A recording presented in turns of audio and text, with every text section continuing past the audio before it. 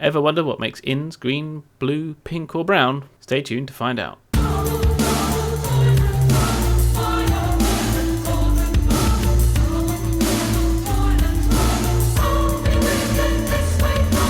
Welcome mateys to Zealman's Wizarding World, your chill place to get your Wizarding news without all the hype.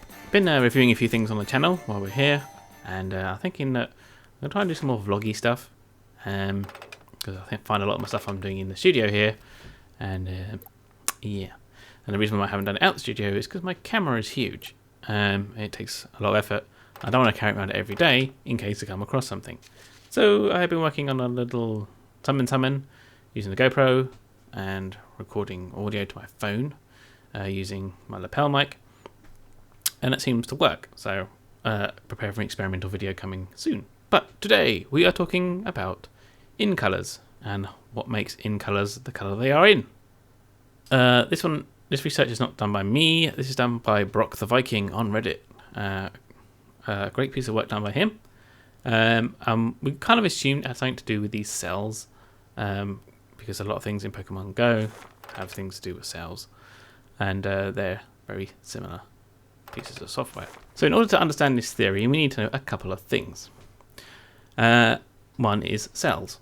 So essentially, the world is broken up into square cells. Now, depending on whereabouts you are in the world, depends how square the cells are. But anyway, they're in cells.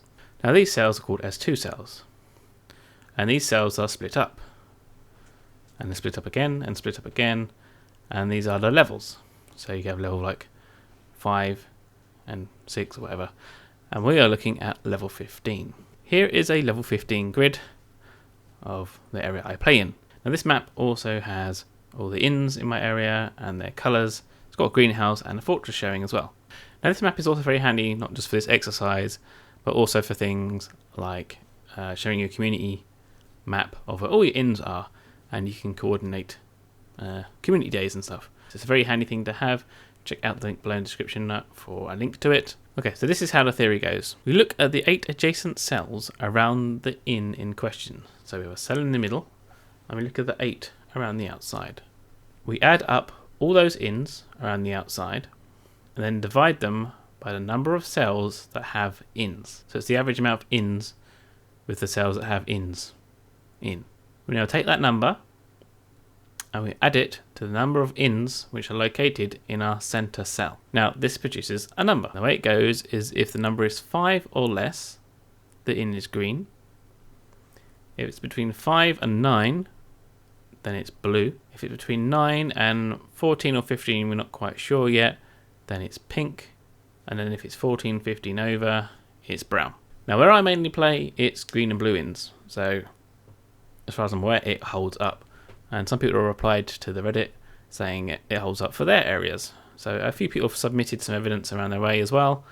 And that's why 14, 15 is a bit of a borderline, because we're not quite sure quite where that line is drawn. So why is this interesting? Well, for one, it's nice to know how it's done and how they work out the game mechanic. And the second reason is a video coming later. Now, I've been researching this video for about 3 weeks so far. And what we're going to do is we're going to go to a known area on this map. And for the last 2-3 weeks, I've been spinning these inns and recording, screen recording the results. And then what we're going to do is, we know the number according to the map of their value. So 5, 4 point something, whatever. And then we're going to do what the average reward is from the options and what reward we get. And then we're going to see if there's a correlation between that value and our rewards. So then we can look at some of the ratios and we can see just how good a green inn is over a blue inn, for example, and then go from there. And we can also see if all green inns are equal or all blue inns are equal. For example, blue inns range between 5 and 9. So is a blue inn on the 9 side of things going to give better rewards than a blue inn on the 5 side of things? We don't know. We're going to find out. So that's it for today's video. Next coming up, I think, is the Warner Bros. Studio tour. Hopefully that edits can be done. It's taken me quite a while to edit that one together. And I don't think anyone's ever edited the tour like this before. So yes, we'll see how that goes. So until then, brush up on your spells, get your wands ready, wizards unite.